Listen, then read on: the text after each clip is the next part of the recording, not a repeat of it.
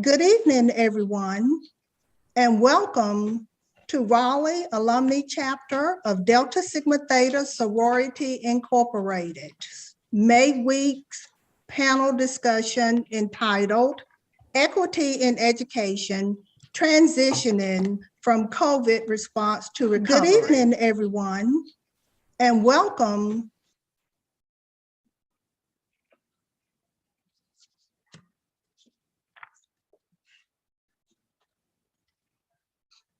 My name is Lois Hart, Raleigh Alumni Chapter May Week Co-Chair. Our panel discussion this evening is in partnership with Wake County Public School System's academic team. Before I share more regarding this evening's presentations, Raleigh Alumni Chapter's President, Lillian M. Davis, will bring greetings. Good evening.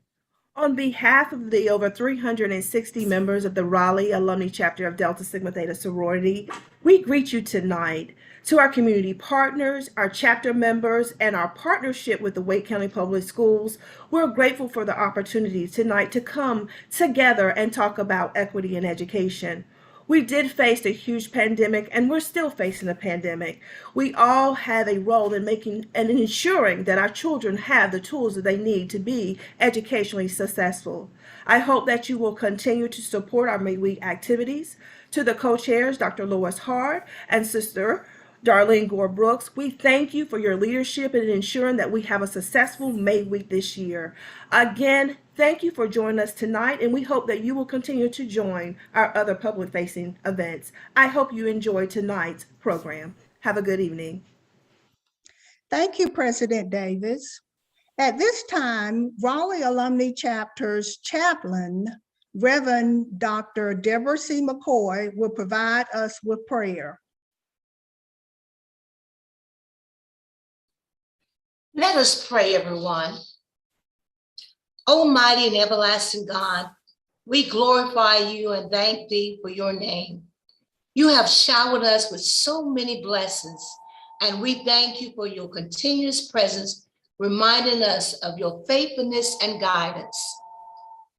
May we humble ask you to shower our speakers tonight of your greatest inspiration so that they may share the most of their knowledge, heart, and soul to their respective topics. May we also absorb the invaluable knowledge, experience, and put it into practice that we may learn tonight. We pray that you will continue to bless the May Week Committee, that they may be able to fulfill their tasks responsibly, that the objectives they have set may all be achieved here tonight. Your infinite blessings will mean the success of this webinar. May the Raleigh Alumni Chapter be a living witness of your genuine love through the enactment of the knowledge acquired tonight through this webinar. We ask this in the name of Jesus Christ, our Lord and Savior. Amen. Amen. Thank you, Reverend McCoy, for that inspiring prayer. May Week is a national program of Delta Sigma Theta Sorority Incorporated that was created at Delta's second national convention in 1920 at Wilberforce University. May Week is a week in May that is set aside each year for programs highlighting academic and professional achievements and the events which emphasize the importance of higher education in the community, especially for Black women. Activities are created through the sorority's 5-point programmatic thrust: economic development, educational development, physical and mental health, political awareness and involvement, and international awareness and involvement. Raleigh Alumni Chapter celebrates May Week during the third week of May.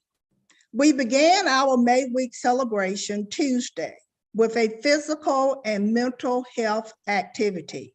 And this evening is a second activity focused on economical educational development. COVID has had an impact on many aspects of our lives, including education.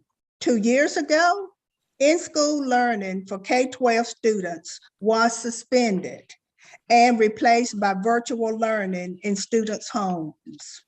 Teachers and educators were forced to make a quick paradigm shift to a new way of educating our students that they had not experienced before, called virtual learning and teaching. With the return of the students back into school face-to-face, we have found that virtual learning did not bode well for many of our students, thus widening even more the achievement gap that already existed pre-COVID.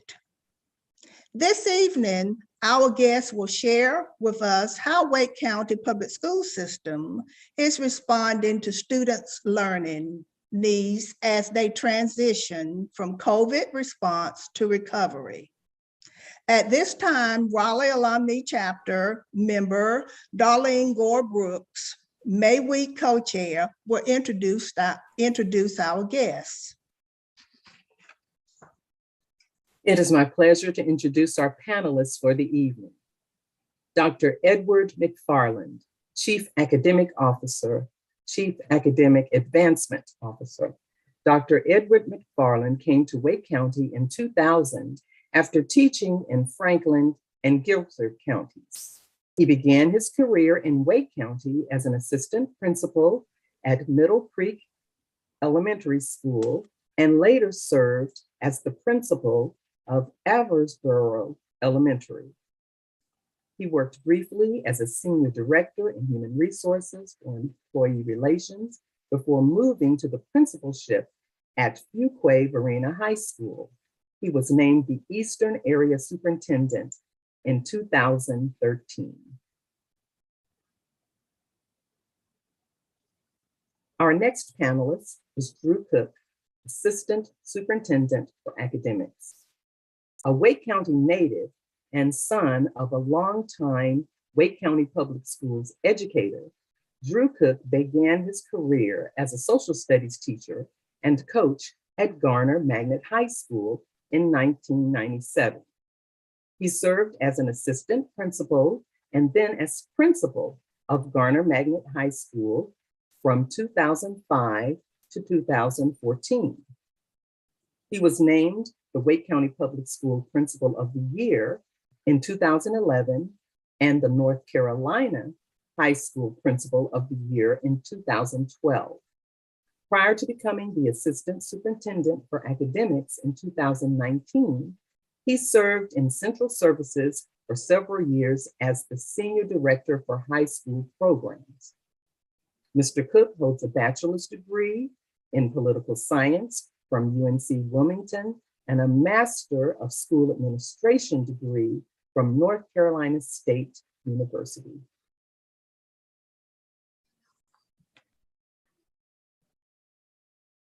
Mr. Paul Coe, Assistant Superintendent for Student Support Services. Paul Coe oversees the Counseling and Student Support, Office of Early Learning, Student Due Process, and Alternative Education teams. Prior to entering his role in Wake County Public Schools, Paul spent 17 years in the Bay Area as a history teacher, assistant principal, and principal supervisor. Paul is proud of his Korean immigrant heritage, his experiences as a learner at UC Davis, UC Berkeley's Principal Leadership Institute, and anticipating his doctoral degree from East Carolina University's International ED program in 2023.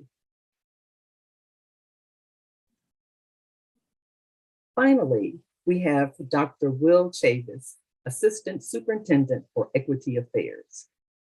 Dr. Chavez serves as the Assistant Superintendent of Equity Affairs. He began his educational career as a high school mathematics teacher in the Alamance Burlington school system. In 2010, he was appointed assistant principal for Fuquay-Varina High School, then became principal of Fuquay-Varina Middle School in 2013.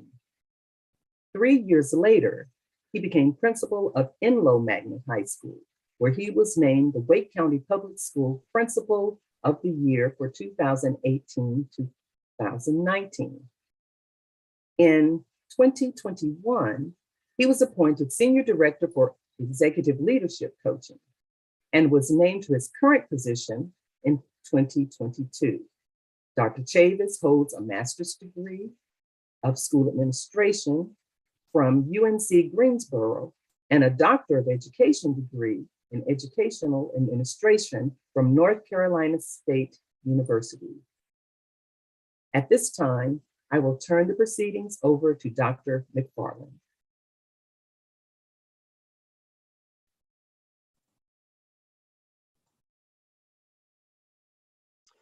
So I just want to begin by saying thank you for the invitation. Thank you for setting the stage so eloquently for us. It was nice to see those pictures that we know are up on our website, which they are talking about redoing. I personally like the current picture that's up there because now I have a double chin that I did not have on the former picture. We'll see what we can do. I appreciated the prayer and the setting of high expectations, and we're going to do our best to live up to that. I have an extraordinary team here tonight to share some information with you that I know is important to all of us. And so with that, I'm going to jump into the presentation. As has already been alluded to, all of us, both individually, the school system, and our community have had to confront and tackle challenges unlike those that we've never experienced before during this COVID-19 pandemic. I mean, everything quite literally changed overnight when our brick and mortar schools closed in March of 2020. How we teach, how our students learn, how parents even understand and support their children in this new environment, it all shifted in an instant. What did not change, however, was our dedication to serving the Wake County Public School System students and their families. So in the face of this pandemic, we really doubled down with our commitment. And now, emerging from 2+ years of COVID response, today we will share a little of what we have learned and how it applies to our work as we move forward in a way that will strengthen the foundation for how we teach, the curriculum choices that we make, and how all students learn, and how we provide behavioral health and other support services for all in the school community who need them, including some of our most at-risk students. Today, our intent is to share with you in 4 sections. And I'm going to begin with just a broad overview of the district's academic and behavioral responses to COVID. Mr. Cook will then share some initial high-level achievement data from the fall, as well as some other academic information. Mr. Coe will then share some behavioral health information, as well as some work that's been done in the community.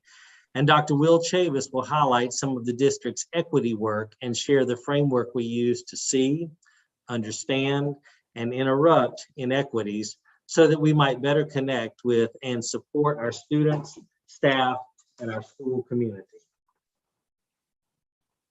What is important to remember is that emerging from the past 2 years will require a long-term, multi-year approach as we rethink, reimagine, and redesign the way that teaching and learning occurs, how we support students across the district, how we engage with and help our families to understand the impact of their children. All of that is the work that's before us.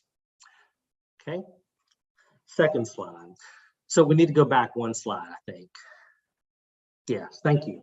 So as we began this school year, our focus was on 2 priorities: a safe return to in-person instruction and a renewed focus on taking care of each other, especially important for our most vulnerable students throughout the district.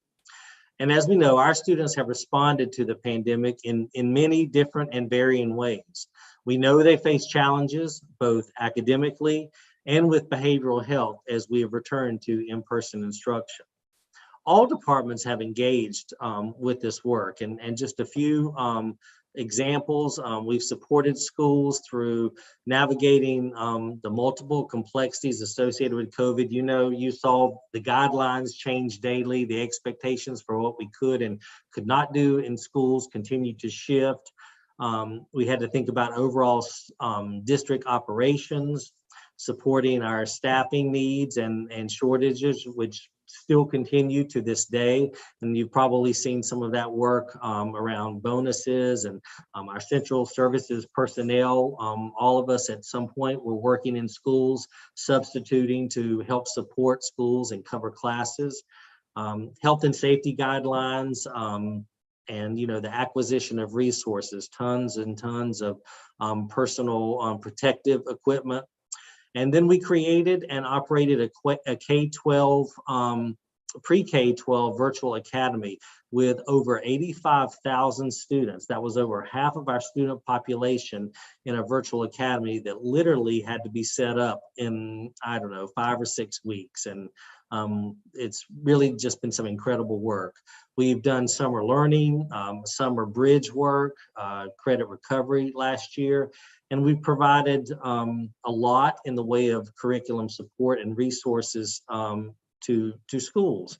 And so now we're starting to think on how we address this, what we're calling interrupted learning, as we move forward. Regarding behavioral health, our teams have worked on developing and implementing strategies and resources, programming, community outreach to support our schools and our students.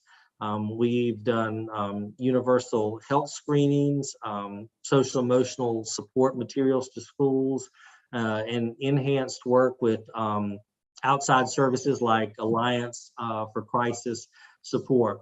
One thing I do want to say is that, oftentimes folks will think about academic and behavioral health as sort of two separate entities, and it's really important to understand they go hand in hand, side by side throughout the school day. You can't focus on behavioral health separately and academic needs separately either. They have to work together. And we know that our students are resilient. I mean, our teachers are so skillful. So we reject this notion of having to catch up, or that we've got to create or develop, a COVID fix, a 6-week course to get us out of 2 years of, learning at home, or multiple intervention and remediation efforts. We know that it's going to take a while to move forward past the past couple of years.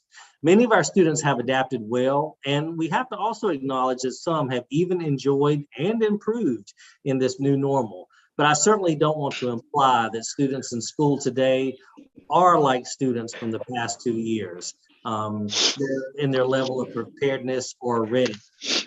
I mean, to be clear, learning has been interrupted via missed instructional concepts, absent prerequisites, some slower skill development. But our philosophy and focus as we move forward is going to be as it's always been. We take students where they currently are, their present level of performance. We provide them with support and instruction that will give them the knowledge and skills and experience success, and yes, even accelerate their growth post-COVID. In fact, we're already seeing a rebound in academic scores during the first semester, namely in high school, end of course exams, some of which you're going to hear a little bit about later today. And we also expect that we're going to see similar improvements in our elementary and middle school results by the end of the year. Next slide. So what we are contemplating, this kind of work does require, as I said earlier, a multi-year strategy, building upon what we've learned over the past couple of years. Assessing our students' interrupted learning will allow us to not only recover to pre-pandemic levels, but also provides us the opportunity to move beyond and to achieve what we declare in the school district's core belief statements. And two of those core beliefs is that every student is uniquely capable and deserves to be challenged and engaged in relevant, rigorous, and meaningful learning each day. And every student is expected to learn, to grow, and succeed while we eliminate the ability to predict achievement based on socioeconomic status, race, and ethnicity. And so now I would like to turn the presentation over to Drew Cook, our Assistant Superintendent for Academics.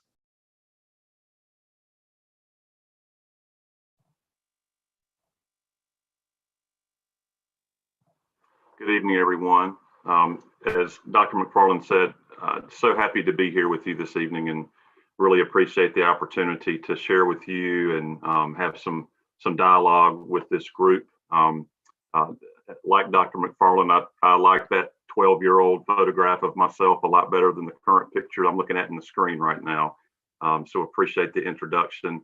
As was referenced before, I am a Wake County native. I grew up in Garner.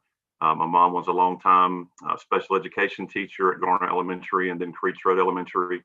I attended, Avisboro, Ligon, Enlow for a year, Garner High School.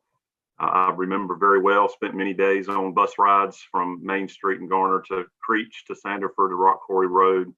So I'm like everybody else on this team, regardless of where we are from, literally across the country, from different backgrounds and experiences, I can say it's just a pleasure and an honor to be a part of a team like this one and so many others in Wake County who, regardless of what our backgrounds and experiences are, I think we're all united by our passion and commitment to do what's right by kids. So again, thank you for the opportunity. So we want to kind of jump in a little bit here and provide a little bit of a snapshot on some data points about where we are and where we've been the last couple of years. Just for some context, it's important to share that. And so, we'll start here on this slide with probably what's the most important number and metric that we all look at and work towards, and that's our 4-year and 5-year district graduation rate. As you can see, when you look at this, fortunately, there has not been a whole lot of change during the pandemic. And I think if this slide was to extend further over to the left and go back 7 or 8 years, we've seen steady and consistent progress as a district on our graduation rates, to the point that a couple of years ago, just prior to the pandemic, we crossed that 90% threshold, which exceeds the state average. We're outperforming the state by several percentage points overall. The other thing that I want to point out here too as well, and this is critically important, particularly for tonight's conversation, we're also, during this time period, seeing some of the biggest gains across all subgroups. So when we look at this number, if we were to dig down, several layers below, we can look and see how individual subgroups of kids are doing. And so over the last 7 to 10 years in our district, we've seen steady increases across the board, but some of the biggest increases have been from some of our subgroups that had previously been underperforming. And so we've seen some gaps close over time, for example, between the performance and graduation rates of our Black students as compared with the rest of their peers. And I can even mention, and looking even this afternoon, one of our high schools, Southeast Raleigh High School, actually has a graduation rate of their Black students, which is higher than the district average of about 87%. And it's about, I think, 90% at Southeast Raleigh, which also exceeds the state average for that same subgroup. So again, not to misrepresent things, because there are still gaps and there's much work to be done. And we'll talk more about that right now in a second when we get into some of the test scores and looking ahead. But at least in terms of the most critically important metric that we all look at, we've seen some great progress over the last 7 to 10 years in our district, which, as you all know, changes access and opportunity in a way that impacts students' lives really forever. And so that's something to continue monitoring. We've been fortunate so far. When you look at those, 20 and 21, we haven't seen a dip. We're going to have to watch that. We'll see what happens here in the next couple of years. But so far, we've been able to maintain that high level graduation rate. And that trend has continued over the last few years. Here on the next slide, just again, a quick snapshot, looking at proficiency rates on EOG and EOC test scores. I always want to qualify a little bit. You know, we tend to talk out of both sides of our mouth a little bit in school districts and as educators, because on one hand, it is important to qualify sometimes when we share these data, because it is not the only or perhaps even the most important metric that we look at, that our teachers in schools look at to determine, you know, student progress and student proficiency, for example. But it is data, and they are numbers that our state holds us accountable for. And rightfully, we have to pay close attention to these data. And so when you look, for example, here at proficiency rates and college and career readiness rates, which essentially grade level proficiency means that a student makes a level 3 or above on a state end of year test. College and career readiness means they make a level 4 or above. Prior to the pandemic, state test scores have been relatively flat for several years, a few ups and downs, no major shifts overall. As you know, as you can see here, there were no state tests in the spring of 2020 when everything shut down. And so the next opportunity to collect those data didn't come until last year in 2021. And so when we go to the next slide here, this gives you a look at our 2021 EOC and EOG proficiency data by test and by area. Not surprisingly, and unfortunately, kind of consistent with what we've seen across the country, across the state. We're not immune in Wake County, have not been, in terms of some of the drops that we saw this past year. You know, I will say in most cases in these subject areas, we didn't see the same level of drop that the state did in some of these tests, but we did see drops nonetheless. And, you know, you've got to keep in mind, I think it's important to recognize, you see participation rates, you know, roughly 80% of the kids participated. That's way down from previous years where we're up over 95% participation. Lots of students didn't have access to come in and take the exams last spring who were still in the virtual academy. You may recall we had 50% of our school district, roughly 80,000 students that spent the full year last year in virtual learning. And so we did see some drops, which is obviously a concern and something that we will continue to monitor and focus on moving forward. As Dr. McFarland referenced, as we go to the next slide, this provides a little bit of maybe a glimmer of hope and optimism, and maybe probably a look at what I think we'll consider to be a more accurate benchmark of where we're starting from again in terms of this year's data.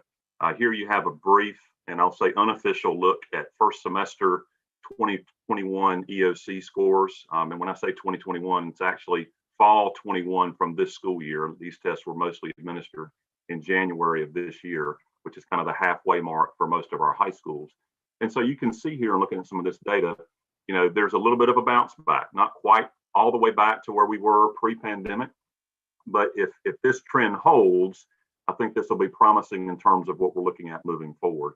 And again, this year probably will provide us a little bit more of an accurate benchmark of where we're restarting from moving forward in the years ahead than last year did. And I will and do want to emphasize, and I think it was referenced in the introduction, we're still seeing gaps in performance in some of these test scores, as we have seen, unfortunately, over the last decade. And in some cases, those gaps between 19 and 21 increased. In some cases, they stayed about the same. And so that's going to be something that's really important for us and our teachers and our schools to monitor and keep track of. And we'll talk a little bit here in a few minutes about what we intend to do about that to address some of those gaps and hopefully see that rebound among all students across all subgroups. So here, and Dr. McFarland referenced this idea of transitioning from response to recovery. And we've shared a little bit about where we've been over the past couple of years. And so now we want to provide a little bit of a look about where we're going in the months and certainly the years ahead. And also kind of a quick snapshot of how we intend to get there. So as we go to this next slide, and as Dr. McFarland referenced a few minutes ago, we will have to keep working to strike the balance between addressing and responding to immediate school needs that arise, while also strengthening our focus on long-term planning and sustainable improvement strategies. I think we've got to make clear this transition from response to recovery is not and will not be a smooth and seamless process. It's not like we're going to be able to snap our fingers and say, okay, we're done with the emergency response and crisis management. Now let's just focus on long-range strategic planning. You know, we had a similar optimism this time last year, if I recall, long before the terms Delta or Omicron were in our vocabulary, right? And so unfortunately, there have been continued to be twists and turns and surprises. And at this point, I think we've got to be prepared for all contingencies. All we've got to do is look at this week's COVID data, which unfortunately is showing increases, right? And so, you know, we've got to find a way to move forward. Even we know there's going to be some twists and turns and some unexpected events that may occur with this pandemic yet. You know, I think we know from past disruptions, life-changing events like hurricanes, earthquakes, natural disasters, global conflicts, historically speaking, we haven't always in the field of education learned from these kind of events. And at times we've probably exhibited maybe a natural tendency, I think, to rush back to the comfort of what we had always done before. You know, for lack of a better description, it's kind of like if our house was to get knocked down in a storm, you know, do we build it back just like it was before with the old fixtures, the old wood, the old wiring, HVAC, plumbing? I don't know, these days, some people might say, yes, those things lasted longer and were built to last. I don't know, but generally we build back better. And if a house gets knocked down, we build it back with modern technology and all the bells and whistles that we can afford. And so, you know, ultimately, we want to be able to do the same thing within the school system. The pandemic has provided an incredible opportunity for growth and improvement that we've got in front of us now, provided, of course, that we take the opportunity to rebound, bouncing back stronger and better than ever before. And to be clear, and I think this is important for all of us moving forward, our goal is not to get back to normal.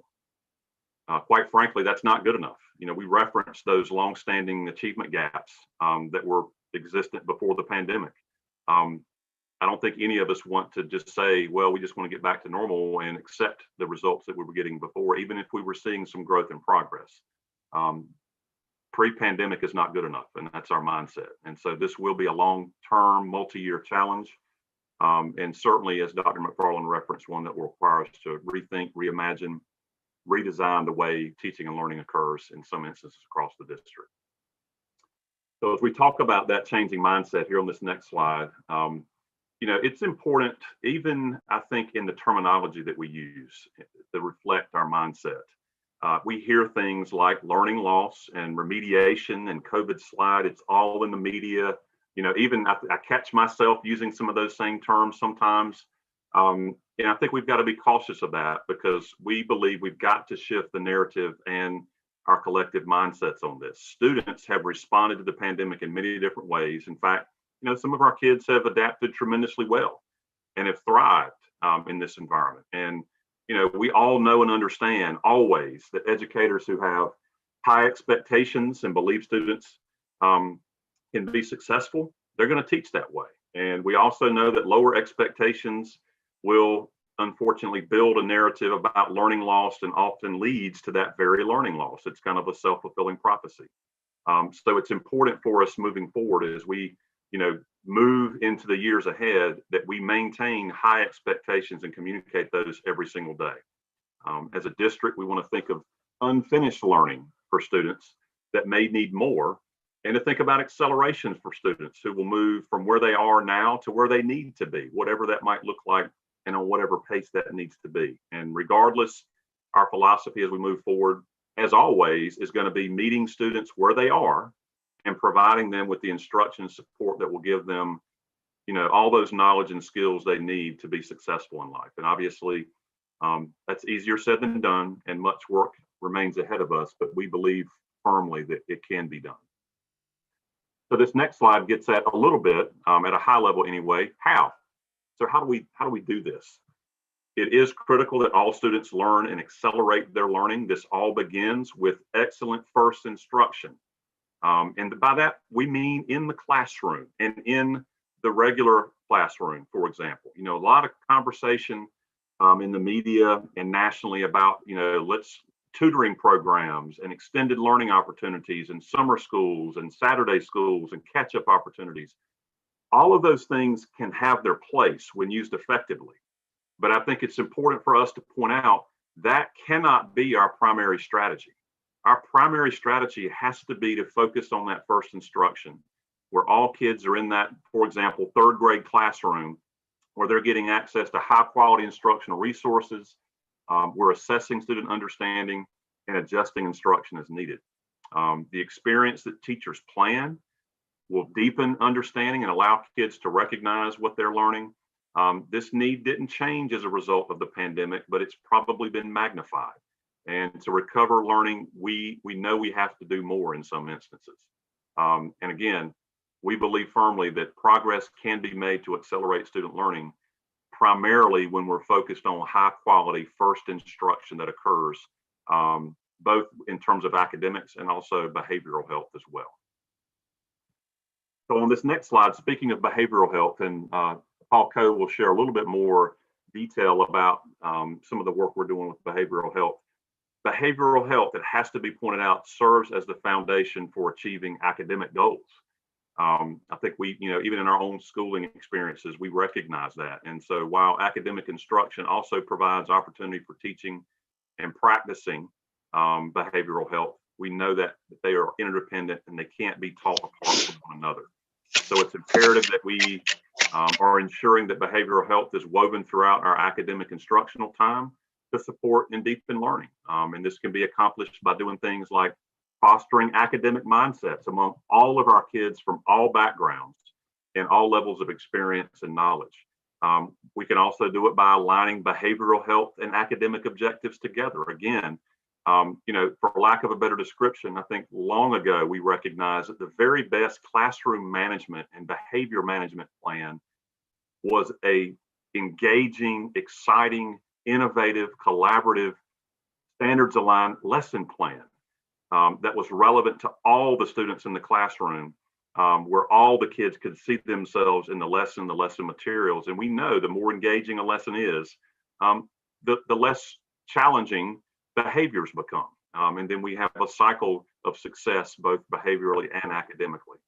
And I think we've all seen this, right? And we've got examples, whether it's in the same school or across schools, where, in a high school, for example, first period, a group of kids in one classroom are super engaged, high level of instruction, learning at a high level, very few behavioral issues, if any. They feel connected and know their teacher. They know there's an atmosphere and culture of mutual respect and love and care and consideration. And then, unfortunately, sometimes the bell can ring and that same exact group of students, identical students, may go to another classroom and maybe not have that same level of experience. And the results sometimes are less positive. And so I think our approach has to be that if it can be done in one classroom in one school, then by logic, it can be done in every classroom in every school. And that's part of the work that we have ahead of us, to work and provide the resources and supports that our schools need to be able to do that consistently. So then as we look at this next slide, there are intentional instructional moves. We call it EduSpeak in jargon in our business is pedagogy, but instructional moves that teachers can make to deepen their students' understanding and to support student social emotional learning. It's important to start with excellent learning experiences that are monitored for impact. Students need systematic, purposeful learning experiences to move them from really surface level to deeper level learning, and then eventually to the transfer and ownership of that learning. In other words, we want kids to be able to learn beyond just memorizing and recall of facts. That's important, but that has to be the beginning or a component of our learning and certainly not the end. And I think more and more in 2022 and looking ahead in the 21st century, what students can do with the information and knowledge, how they apply it, how they transfer it, is far more important in many cases than whether or not they can recall or memorize a fact. We also know and recognize that behavioral health is critical for students to access the college and career readiness standards. To bridge the connection between behavioral health and academics, teachers use all kinds of instructional practices to build a culture in a classroom that is respectful, active, collaborative, and growth oriented. We work to provide guidance to help all teachers learn and practice and master techniques and protocols that build self-discipline, responsibility, engagement, and leadership skills. And I think we all have been in classrooms and learning environments where that is the culture, and where that is the culture, it then serves as a foundation for a high level of learning for all kids, again, regardless of where they happen to be or where they happen to be from, academically or otherwise. So here on this slide, just a quick mention about assessment, which sometimes gets a bad name. Publicly anyway. This is another critical component of our focus moving forward. Assessment provides information that teachers can use to make decisions. They're able to use assessment information to determine if there are gaps in student learning. Teachers can also use this information to identify what students already know, so that they're not wasting time on content in some cases that many of their students have already mastered. Assessment information, when it's used in a balanced way, can be used to monitor student progress and to make adjustments that may be needed if students are not making progress. They're key to accelerating learning and learning recovery. And I think sometimes, unfortunately, again, assessments are associated with deficit thinking rather than thinking of our students on a learning journey. And so, we're not always talking about a summative exam or a final exam or a EOG or a EOC test. Teachers provide assessments and monitor data on a regular, ongoing, continuous basis to adjust instruction when they see where there are some gaps in learning that need to be targeted. So we also don't want to blame the kid. We want to make sure that we want the knowledge of where students are to propel our students to identifying what's next on their learning journey. And of course, this also requires that growth mindset that we were talking about a few minutes ago. And again, as an example, a teacher might review and then triangulate data from what we call universal screeners, which is really just an assessment given to all the kids in the class, and a formative assessment, such as a pre-test, to determine what kids already know. And then from that data, they can then reference documents and classroom instructional materials and resources to provide learning supports that may need to be offered to kids in the class. And then they can plan instruction to meet the needs of every individual when they've got that data in front of them. So this is a continuous cycle that provides teachers with information and knowledge about where their kids are and what supports they need. And then here on the next slide, as we move forward, we have been in the process, as Dr. McFarland referenced, of mapping out a longer term comprehensive effort that we believe will transition our school district in and through pandemic recovery. And again, our fingers are crossed that we truly are beginning to move out of that emergency crisis management mode that all too often we've all found ourselves in over the course of the past couple of years. I think we have to recognize too, we're not out of the woods, and we've got work to do, and we're hopeful that at some point we'll be able to completely focus on the transition side and on the recovery side, so that we're not, as we have been so often, focused entirely on the emergency response, the COVID protocols, COVID sick rooms, all the other work that principals, teachers, and schools have been immersed in disproportionately over the last couple of years, that, by nature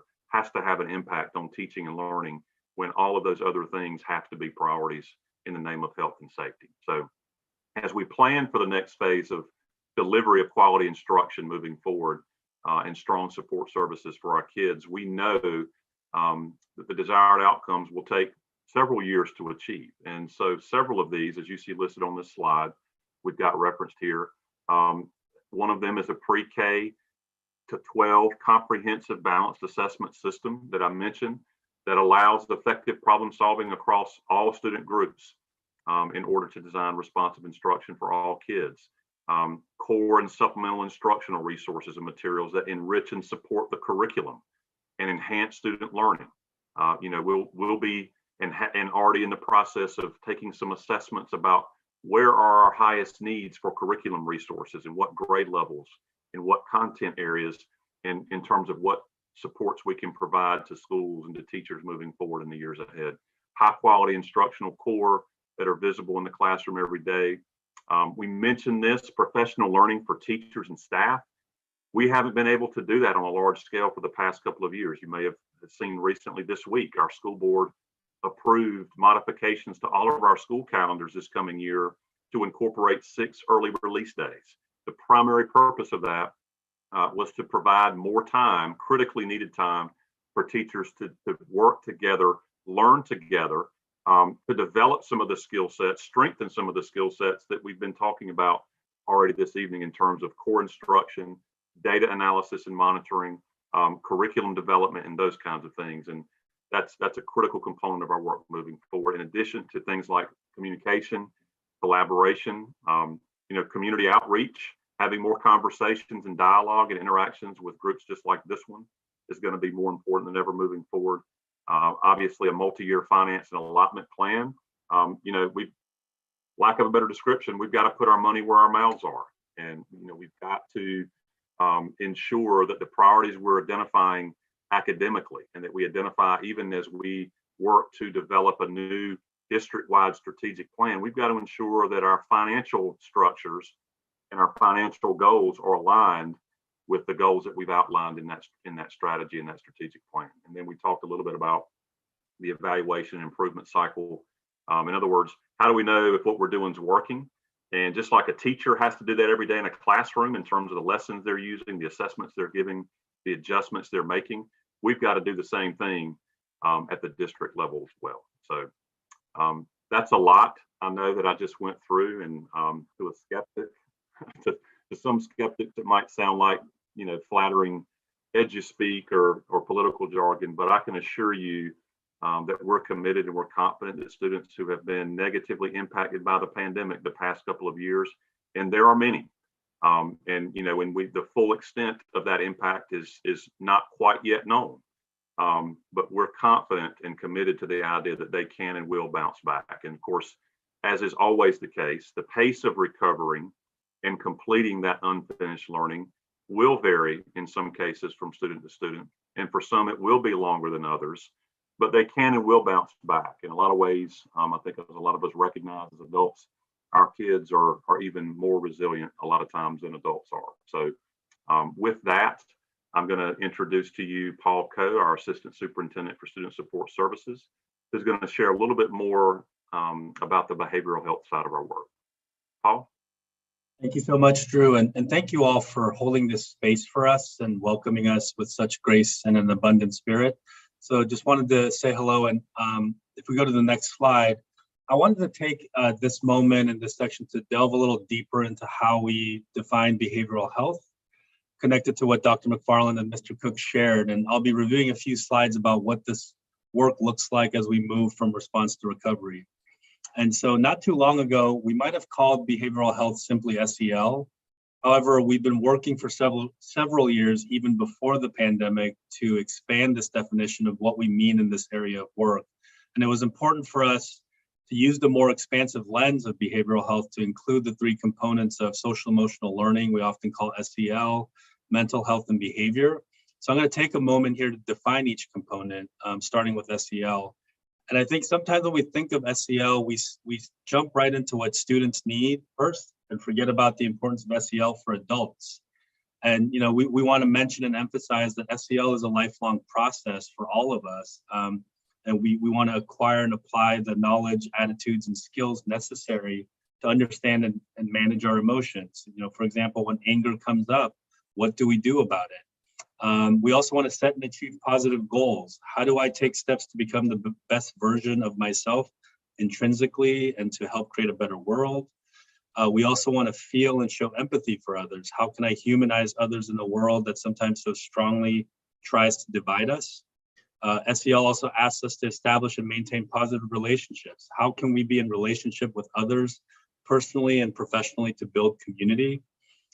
We also want to make responsible decisions. When tough decisions are before us, how do we make the best decisions for ourselves and the community? And we just want to remind folks that this is a process. It's a lifelong process. And as our society, our environments, and our relationships change, we want to use the skills within SEL to help us be the most successful human beings possible. And also we want that for our students. And the next component of behavioral health is mental health. when some folks think about mental health, I think sometimes there's a stigma linked to mental health, that we're only supposed to seek out help when we're at a breaking point. And we really need to support our students, families, and each other to dispel that stigma. And mental health, we'd like to remind folks, is not simply the absence of mental illness, but it encompasses social, emotional, and behavioral health, and our ability to cope with life's challenges. And the last component with behavior, maybe we think mostly about when behaviors are challenging, and when students can be challenging for us. And we all know what this looks like. However, within behavioral health, one of the foundations for implementing behavior support is to define, teach, and support the appropriate student behaviors in classroom and non-classroom settings. And when we focused on these desired behaviors, our schools and us working together can prevent these negative behaviors as much as possible and form ways to help students who may struggle with it. And we want to remind folks that behaviors are specific, observable, and measurable, and not based on our own perceptions of students. We believe that all students can exhibit the behaviors we know will help them succeed in school and life. And within the behavior element, it's important for us to have a mindset shift to make the effort to teach and model the behaviors we know will help students be successful. And so this lens of behavioral health is a foundational part of what our schools have worked on and continue to work on in the midst of this pandemic, and as we move forward to recovery and reimagining our work in education. And I'd be remiss to not share that our principals, teachers, counselors, social workers, school psychologists, and our central services staff have all been a key part of this work, and they've held this lens throughout the past 2+ school years.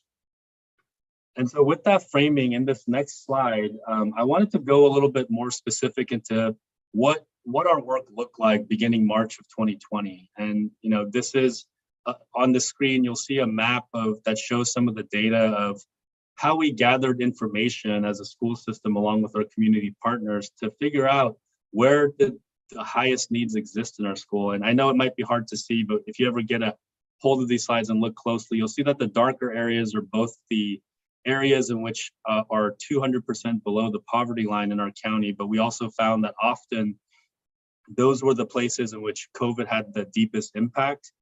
And so during the pandemic, beginning in March of 2020, the importance of behavioral health was further emphasized as the needs of our students and families intensified, and required us to figure out ways to build systems and structures that range from food security to curriculum distribution, device distribution, figuring out a way to make teaching and learning still happen both remotely and when we return to in person. And so this map is a little bit of an example of, it was important for us to figure out where the needs existed and where the impacts of COVID most concentrated. And this approach required us to collaborate within our school district and with our community partners. And so I just wanted to highlight through efforts such as these, we started with food security by setting up curbside food pickup sites, both at schools and at community centers and targeted areas around Wake County.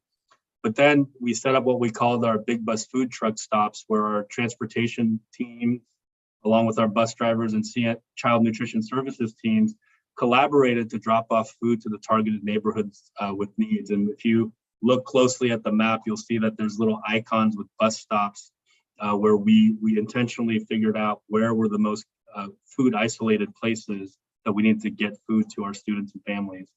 And as we move to distributing devices, curriculum, anything else we need to get to our families, we were able to use some of this information to figure out ways to continue that support.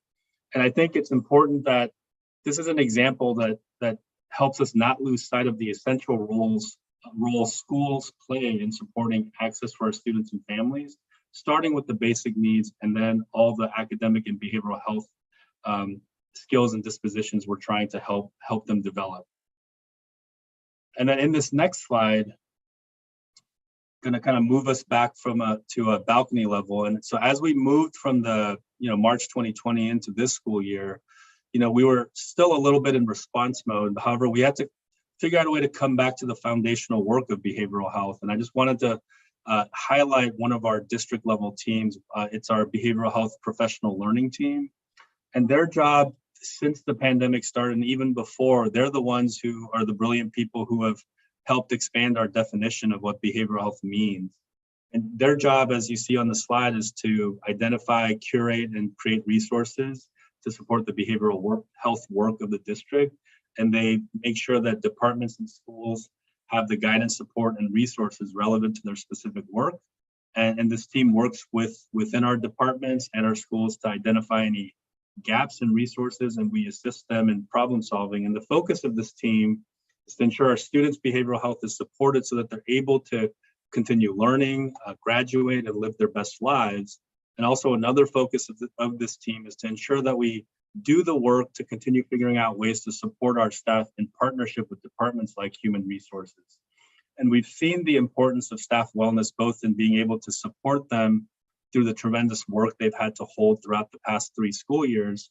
And it's also because we want them to be able to continue educating our students and want to be here working in our county with us. And in this last slide, I'm going to bring us to I wanted to point out to the group just specific resources for students and families that we've developed throughout the course of the pandemic that we are still continuing. If you go to the wcpss.net/wellness site, all these resources and links will be there for you. But we've provided health and wellness supports for students and families. And on the website, you'll see tips and information for parents, any online and telephone resources, local community resources, and there are asynchronous virtual parent summit sessions that give parents tips and tools and just strategies on how to work with their students during such a trying time. And we've also developed wellness workshops that are focused around stress management and wellness skills. And we've also incorporated ways to do circle connections through a restorative practices lens with our families. And so just wanted to make sure you all knew that if any of your families within our school system are not quite sure where to go to find support, this is a great place to start. And so with that framing, I will now pass it to Dr. Will Chavez. Thank you, Paul. It is such a privilege to be in the space with you all tonight, and I want to echo my colleagues for thanking you all, the members of this sorority, for having us and for us to be able to provide you some context as to our work that lies ahead. I am Will Chavez. I am so happy to be in this new role of serving as Assistant Superintendent of the Office of Equity Affairs. As mentioned earlier by Dr. McFarland, I did serve as principal of Enloe Magnet High School. And during that time, I got the chance to work with area schools as well as some feeder schools as we sustained some of the equity work and initiatives in the Southeast area that also transitioned out to downtown Raleigh as well. So definitely happy to be in the space to talk to you briefly about some of our equity work. This work and this particular presentation is personal for me. I actually live in the Southeast Raleigh area. That is my village. I shop there, I live there. I have built community within that area. So when I talk about the commitment that I have, not only equity and equitable practices within our district, I specifically talk about this area because of my community and the strong commitment and personal investment that I have in that area. So if we can go to the next slide. I want to start us off with thinking about and providing, and many of you, this might be the first time that you have seen this particular framework. This is a framework that has been adopted by Wake County Public School System when we think about equity in the context of our school environments, when we think about inequity as it exists within our schools, and disproportionality. We have a 3-pronged approach, which is called a culturally responsive framework. Dr. McFarland alluded to it earlier. The 3-pronged approach is to see inequity, understand it, and then once we understand, we have a responsibility to interrupt the inequity. You'll see in this graphic here that C inequity is aligned and connected to academic achievement, and you've heard my colleagues talk about academic achievement and the intersection of that and behavioral health. As we take it a step further and we start to think about adaptive approaches that we can start to take to reimagine education and to think about recovery in our next year and recovering through and hopefully out of the pandemic as soon as we possibly can. We think about the metrics as it's related to academic achievement. So we start to think about how our students perform on standardized tests, whether that is locally procured tests, or that's some of our national tests and the results thereof. And we start to see where the gaps exist in learning and how do we continue to assess our students. We think about our students' personal experiences as it relates to their learning and their growth in their classroom setting. We also think about this notion of behavioral health and how that might also articulate data that relates to our students and incidents and referrals that happen either within the context of the classroom or throughout the school. And then I'll take it a step further to think about the over-identification of our Black students in special education, and sometimes in many cases our under-identification of students, our Black students in our special, on our AIG programs.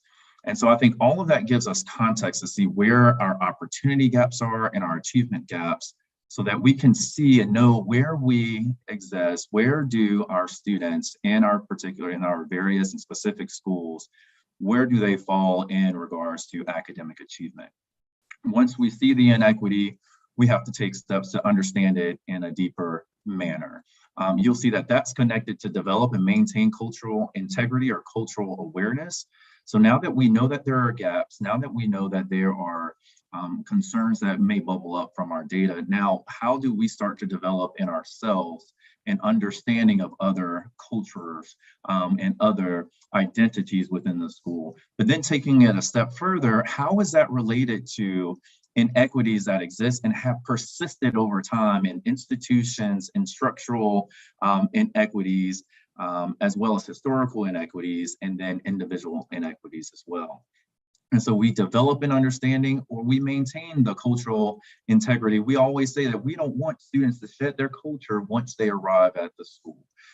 We want them to be able to be their best selves. We want them to have healthy academic, social, racial, and cultural identities as well. So once our students see and understand inequity, it is now where we hope that our students who have, and all of us, carry our own paradigms, epistemologies, as well as perspectives. But we believe it's through the seeing and understanding inequity where we start to get a critical awareness as to how we can become more empathetic as individuals, how we center humanity, how we start to shift our own paradigms to understanding the world around us, and how we can become change agents in the work of fighting and addressing inequities in all forms. If we'll go to the next slide.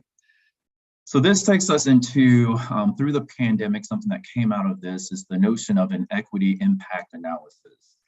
To really think about the policies and programs and practices and the decision-making that we have when it comes to our most marginalized and underrepresented students. And so this is an analysis and set of guiding questions that we ask school leaders to go through as they're making decisions, especially as it relates and has related to the pandemic, so that we are not creating new inequities, we're not maintaining inequities that may already exist, and we're not expanding them, especially as we think about opportunity gaps when it relates to race, disability, our language proficiency of English, and then our SES, or our social economic status. There's a juxtaposition that you'll see here on the screen that I have core beliefs and the equity impact analysis.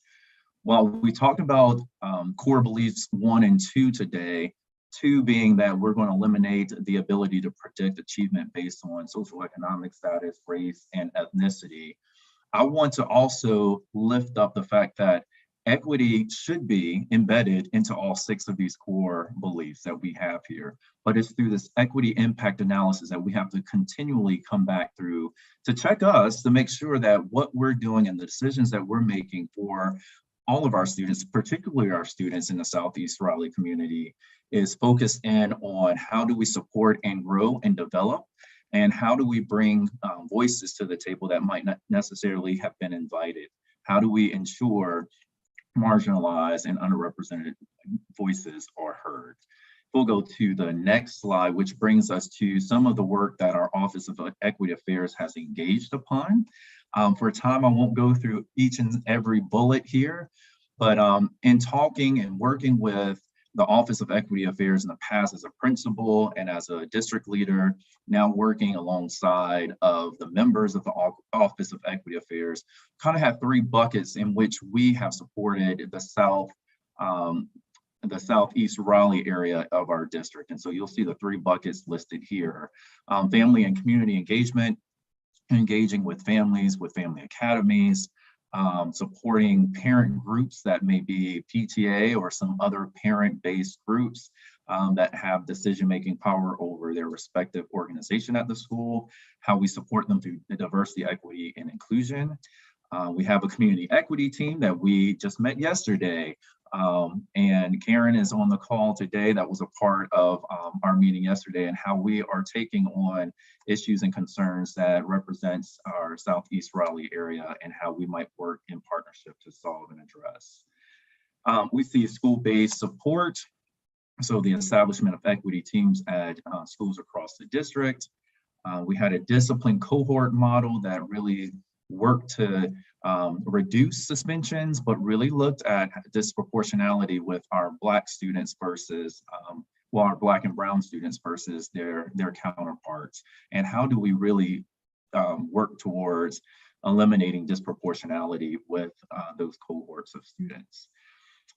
We work with schools in creating equity audits and cultural assessments so that we're having conversations about what is the culture around equity, racial equity within the school, and what might we recommend to the school, the decision-making bodies, the leadership team, school improvement team, as to some next steps about how do we continue to eliminate disparities within the school.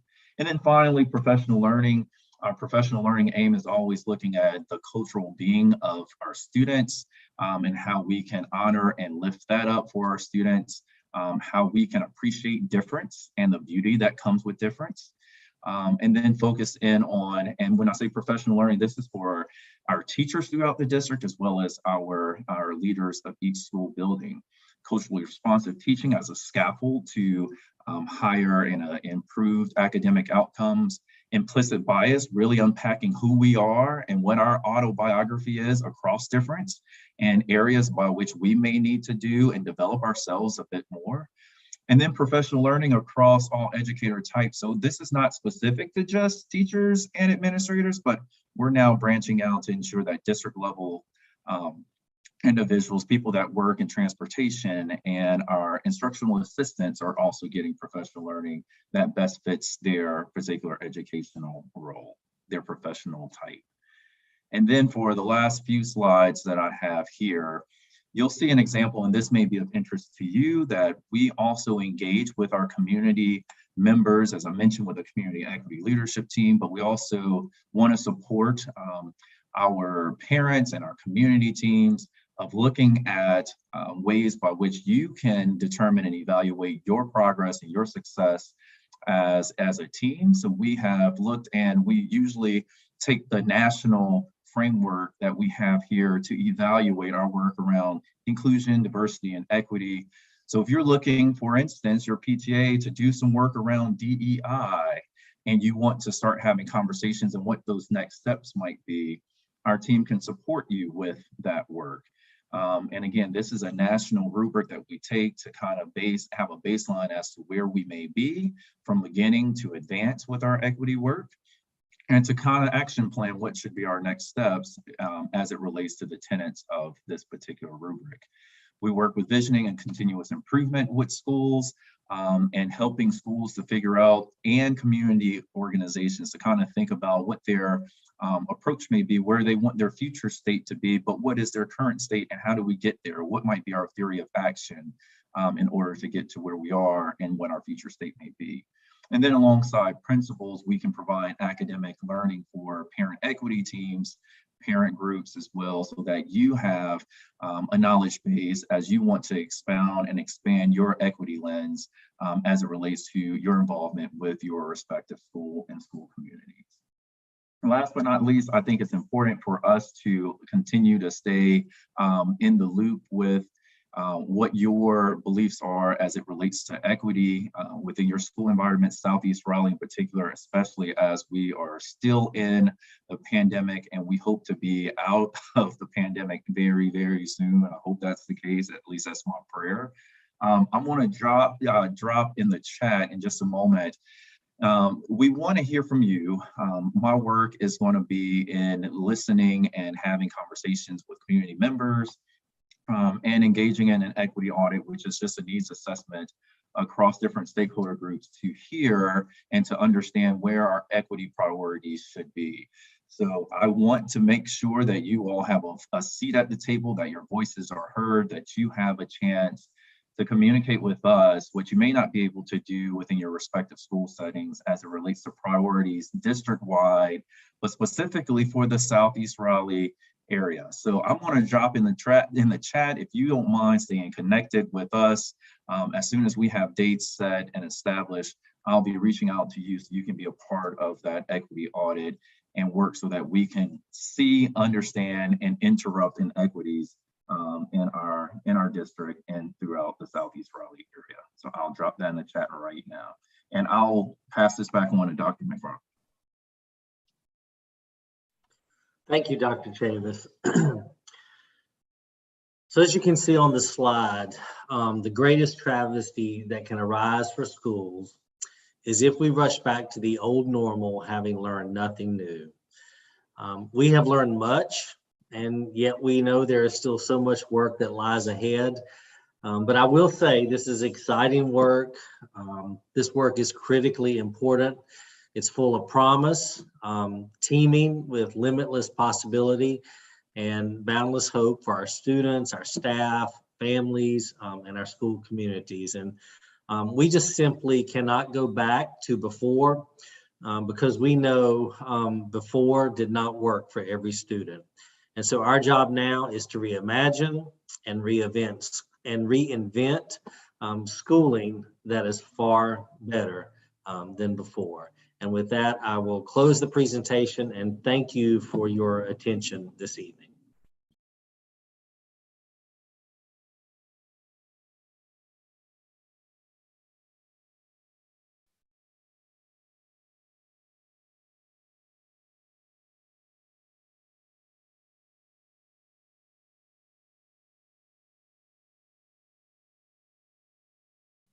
Dr. Hart, you're on mute.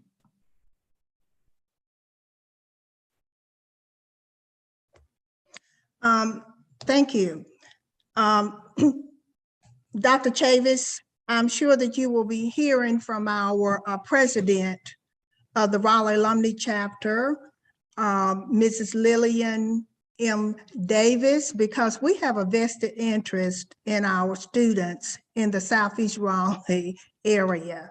So certainly we would like to hear what you have planned from your office. I was particularly pleased to hear about the Southeast Raleigh High School graduation rate and it being consistent over the years, including the COVID, and the engagement that is happening with the families. I'm also particularly happy to hear about the 6 early release days that Wake County Public School System is discussing for teachers. The differentiated learning and assessment driven teaching and learning. The asynchronous virtual parent summits and sessions that you all are focusing on. And the identification and the focus that's being placed on our Black and Brown children that are being identified for special education, and also the lack of identification of for AIG. So those are some of the things that resonated with me this evening. And at this time, there were some questions that were submitted. And for the sake of time, the Wake County team has address the questions in writing. And so what I will do for the sake of time is to work with our president to post the questions and the responses. And at this time, I will turn it back over to my co-chair, Mrs. Darlene Gore Brooks. Thank you. Thank you, Lois. And thank you to all our panelists. This has been a wonderful evening. We thank you for the information that you've given us. It certainly gives us the groundwork for working to make sure that our students all over the county, but particularly in Southeast Raleigh, get the education that they need and that they deserve to have a full life. So I appreciate everything that you've said this evening, and I thank you for being with us. For everyone else, I want to remind you of the remaining May week activities. Saturday, we have our fun day in the park. Please come out and join us from 3 to 6 p.m. Now, don't forget that we have sorority meeting at 10 a.m. But for sorors, but for everyone else, join us at Anderson Point Park for fun, reuniting, and getting together in a COVID-safe environment. Then on Sunday, we have our chaplain's church service. Now, this service is open to the public. However, registration is required. So please register for this event. I want to remind the members of Delta Sigma Theta that the attire is white for the occasion. So please be mindful of that. Also, during our day in the park and for the rest of this week, our donations are still being taken for our partnership with the Focus Task Force Committee of Raleigh Alumni Chapter in support of Walnut Creek and Rand Road Schools. So please be generous with that. Also, please remember that for everyone at the end of this event to use the QR code to complete your evaluation form for this evening's event. All right. So from the co-chairs and the May Week Committee, I will say good night. I will also open the floor unless our president, Lillian Davis, has something to say. Otherwise, have a good evening and we'll see you on Saturday. So Brooks, Mrs. Brooks, could you recognize in the slide before our committee members? Yes, our committee members are, well, we've already introduced Dr. Hart, and I've been introduced. So the rest of the May Week Committee is Catherine Peoples-Brown, Cherie Fleming, Rosalind Redd, LaShawn Corbett, and Felicia Howard. These are the women that have helped organize this entire week, and we want to thank them for their hard work and dedication to moving forward with this very traditional observance for Raleigh Alumni Chapter. Hey, before we close tonight, can I jump in and just say something? Yes. Okay, I just want to say again, it was an honor for us to be asked to be here this evening. We always want to reach out and explore and develop and extend partnerships in our community. And we're just so excited that we got the opportunity to be here and talk this evening. And a personal point of privilege, I have to also say, we always end up somewhere in life because of very special people and people who saw something in us. And I have to be transparent in that 4 years ago, I came to Wake County looking for a band director position or an assistant principal position, whichever I got first. And I interviewed with Dr. Hart, and she saw something in me and hired me as an assistant administrator with her. And it was a tremendous growing experience for me and set me on the path for where I am today. And I just think it's really important that we always say thank you to people who were very special to us and also contributed to our careers in such a meaningful way. So personally, Dr. Hart, just want to express my gratitude and thanks to you. Thank you. Thank you. So with that, and Dr. McFarland, you're going to make me cry. But with that, if we don't have any other comments, we're going to close it out. And again, thanks to all of you, the Wake County Public School System team. I enjoyed it. And I will say good night. Good night, everyone. Good night, and thank you.